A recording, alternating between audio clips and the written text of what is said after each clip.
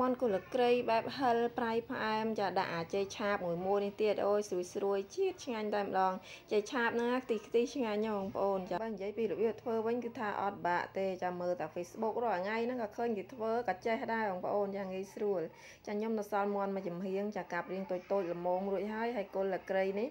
ចាគឺយើងយកអារៀងខ្ចីមកហាន់វារៀងវែងអញ្ចឹងមកប៉ុន្តែបើថាអត់ចូលចិត្តបាច់ហាន់អញ្ចឹងឯងហាន់របៀបផ្សេងបងប្អូនចាចំពោះខ្ញុំគឺថានេះជាលើកទី1ដែលខ្ញុំធ្វើអញ្ចឹងហើយគឺថាវាជាបទពិសោធន៍មួយអញ្ចឹងណាបើសម្រាប់ខ្ញុំគឺខ្ញុំអត់ចូលចិត្តហាន់អញ្ចឹងឯងវាឈ្ងុយឆ្ងាញ់ញ៉ាំបានដូចគ្នាបងប្អូនគាត់ថាវាលេបអត់កើតទេបានតែជក់អញ្ចឹងណារយកជាតិខ្ទិះជាតិក្លិនឈ្ងុយអញ្ចឹងបងប្អូនហើយចំពោះស្លឹកក្រូចនេះវិញគឺថាដាក់រៀងច្រើនគួរសមដែរខ្ញុំចូលចិត្តហើយស្លឹកក្រូចដើមខ្លួនឯងអញ្ចឹងថាខ្ចីលហកហើយថ្មីគឺថាឈ្ងុយមែនតែនហើយចំពោះម្ទេសនេះគឺថាដាក់ឃើញអញ្ចឹងតែដាក់តែ2គ្រាប់ទេខ្លាចហិលខ្លាំងទៅកូនញ៉ាំអត់កើតហើយចេកនេះដាក់2ផ្លែចាយើងសកសបកវាឲ្យស្អាតមកលាងទឹកលាងអីទៅចំពោះខ្ទឹមសវិញចាប្រហែលជា1មើមកខ្ទឹមក្រហមនេះគឺម្ដុំធំនេះឯងចាពុះវាជា4អញ្ចឹងមកហើយចំពោះចេកវិញគឺយើងយកវាមកឈូសជាប្រទេសអញ្ចឹងមកបងប្អូនចានិយាយទៅផ្ទះខ្ញុំវាអត់មានអាកបិតមុខ2បិទមុខ2មានមួយតែវាស្ដើងខ្លាំងពេកហាន់ជ្រៀកអាចេកនឹងវាអត់កើតចឹងយកអាប្រដាប់ឈូសនេះមកឈូសចាយូរគ្រាន់បើដែររំរាំតែជ្រៀកហើយចាវាបាក់កាន់ណោះហើយចំពោះខ្លាញ់វិញគឺថាយើងដាក់ឲ្យក្តៅខ្លាំងមកចាំតម្លាក់ចេកចូលហើយចំពោះចេកតែ2ផ្លែអញ្ចឹងគឺថាអត់ពិបាកទេចាចិត្តឲ្យហើយបោះប្រងអញ្ចឹងមកគឺថាឆ្អិនដណាលគ្នាដូចគ្នាអត់អីទេបងប្អូនហើយយើងយកចង្កឹះវាជ្រេមកដើម្បីកុំឲ្យវាជាប់គ្នាអញ្ចឹងតាំងពីចិញ្ចឹមទាមកគឺថាលេងមានដើមចេកខ្លួនឯងខ្ញុំអត់ដែលបានធ្វើចេកឆាបញ៉ាំទេអ្នកទាំងអស់គ្នាចាឃើញអញ្ចឹងនឹកឃើញចេកឆាបលើកមុននោះគឺថាអាសាធ្វើញ៉ាំណាឥឡូវគឺថាចេកយើងគឺថាឆ្អិនស្រួយល្អហើយសំភ្លក់ម៉ាត់សិនអូឆ្ងាញ់បងប្អូនចាញ៉ាំតែឡើងខ្ទិះហើយម្រងបានធ្វើហ្នឹងកូនមកលូកតិចឆឹងអស់តែម្ដងចាឲ្យខ្លាញ់អាមិញហ្នឹងយើងយកមកដាក់អំពងមន់នឹងបន្តទៀតមកចានិយាយទៅមន់ហ្នឹងយើងអំពងវាឲ្យឡើង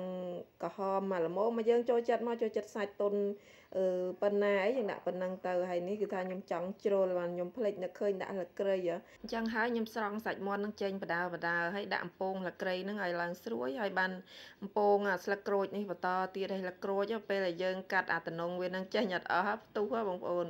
បើហូតអាខ្នងវានឹងចេញអស់គឺអត់ផ្ទុះទេ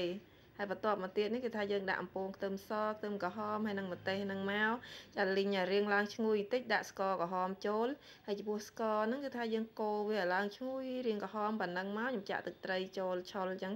ចាឲ្យវាឡើងក្លិនឈ្ងុយហើយដាក់ប្រេងខ្យងចូលប៊ីចេង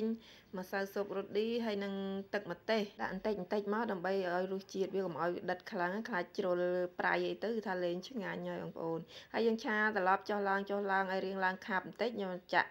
សាច់យើងចូលហើយក៏ថែមទឹកបន្តិចដែរដើម្បីឲ្យវាមានជាតិទឹកប៉ែអញ្ចឹងឆ្ងាញ់បងប្អូនចាយើងញ៉ាំមួយបាយហើយចំពោះឆាយើងភ្លក់រសជាតិមើលត្រូវអស់ហើយមុំមកយើងពេញចិត្តអស់ហើយចាំចាក់ស្លឹកក្រូចហើយនឹងគល់ក្រៃរួមជាមួយនឹងចេកដែលយើងបានបំពងមិញហ្នឹងចាក់ចូលមកត្រឡប់តែមួយផ្លេតឲ្យតែវាសប់ទៅគឺថាលើកហើយបងប្អូនចាទុកយូរពេករីកចេកអស់អត់ឆ្ងាញ់ទេចាឥឡូវឆាយើងរួចរាល់ហើយពេលបញ្ចូលសម្លេងនេះគឺថាហេវបាយទៀតហើយបងប្អូន